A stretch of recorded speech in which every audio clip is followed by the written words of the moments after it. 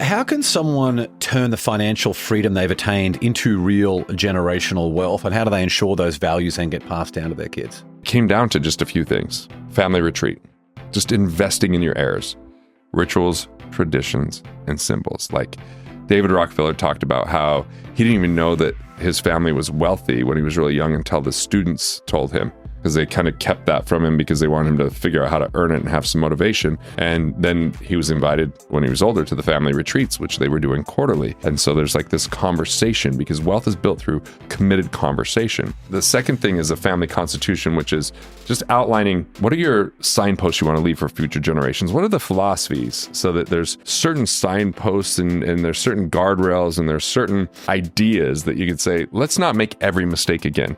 Because the problem is, if those aren't captured, the next generation just keeps making the mistakes. So that becomes a preamble to someone's trust. And this is a big thing, having a trust, a family trust that you put your assets in, so it spells out what happens when you die. And finally, life insurance. They just use life insurance so they can pass that money on tax-free. And that kind of buffers if taxes are higher than they expect. So it's really insurance and trust that make the big difference, but it's the conversations and it's the passing down values to the next generation. So they're not entitled, but they're heritage, not just an inheritance. They know the stories of the family. They had learned resilience. They learn resourcefulness. They learn those things that you were really pointing out in this conversation. Because if someone inherits a bunch of money and they haven't earned it and they haven't been talked to about it, it's like getting under a 405-pound weight rack and trying to squat when it's the first time you're in the gym. It is going to cripple you.